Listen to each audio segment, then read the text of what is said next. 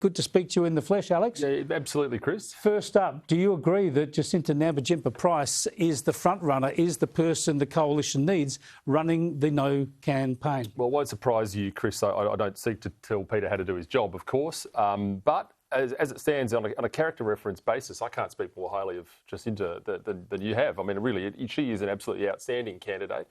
She will do an incredible job prosecuting this case or the No case, as she already has done. And, you know, it's a bit like a football analogy. Sometimes you've got to get your best player on the ground, and I think she can win this case for us. But there are Liberal backbenchers like yourself and many colleagues who know there's a Liberal spot vacant in Shadow Cabinet. They would like that spot. Do you think it would create a lot of dissension in the ranks? Look, I think she's very highly regarded. I think people understand, as you said in your intro, the importance of winning this debate, and I think people would understand that. Look, politics is a game of ego and ambition. And it would be very unusual if people didn't have some nose out of joint out of that. But look, I have to say, I'm sure there are ways and means to do this. I'm sure there are, and I'm sure that it can be arranged. All right, well, you're a senator for the Liberals. I want to show you again that clip from your Senate leader, Simon Birmingham. Have a look. Will you campaign for a no vote? Well, it's equally not my intention. My intention is to respect the Australian people who will go about this referendum applying their judgment to the issues that are before them at the time. Alex, is that tenable for the Senate opposition leader to pick and choose which policies he wants to advocate? Well, look, Chris, I do think this is troubling from where I sit. We've had a party room meeting. The party room position is clear. The position is that we are dismissing this. We're voting no. The party's position is to vote no. I think if that is to be Simon's position, then I really do think this makes his position as opposition leader in the Senate and a front bencher fairly untenable. So I think we have to be realistic about that. We're on this team, and that's particularly the case the convention would hold for front benchers. So I think that's troublesome. So you're saying it's untenable for Simon Birmingham to keep that position in the Senate as leader and that position on policy.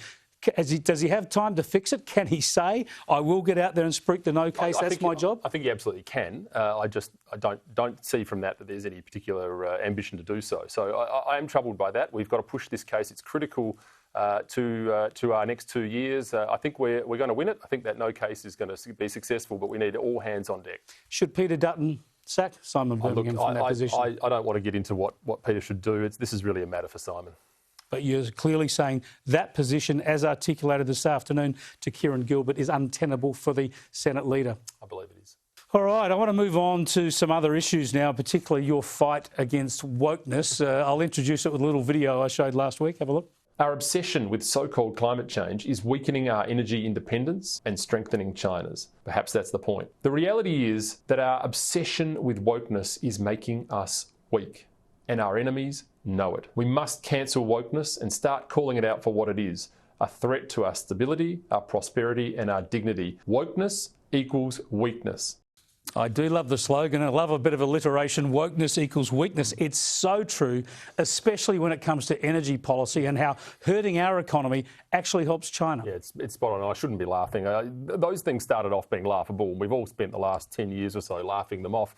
But I think we are at that point now where they're no longer laughable. This is actually causing us harm. And climate policy, climate alarmism is exactly that. We're seeing it now with our energy security, the cost of energy going up. And in the meantime, China are doing quite the opposite. They're turbocharging their coal-fired power. So this is a problem now.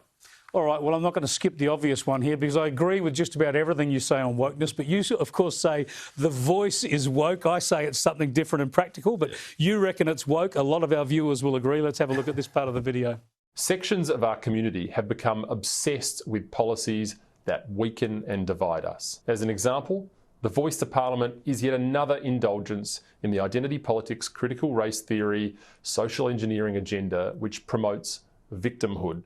Well, there you go. As you know, I support the voice, but that's a view a lot of people agree with. They think it's come into this woke agenda. I've got to say, it first became an idea a dozen years ago before we had this woke push, but there's no doubt it's landed right into this era of identity politics and wokeness. It's probably going to hurt the yes case, as you would say. Yeah, look, I think so. And I stand by that. I've been a long time detractor of the concept of the voice, probably for the last 12 months. I've been publicly saying that. So, look, I do think that. And look, I think ultimately, we've got to get serious about the issues that are really out there. We're talking about cost of living, mortgages and energy prices. These are the things Aussies want to hear about. Spot on. Thanks for joining us, Alex. Thanks, Really Chris. appreciate it.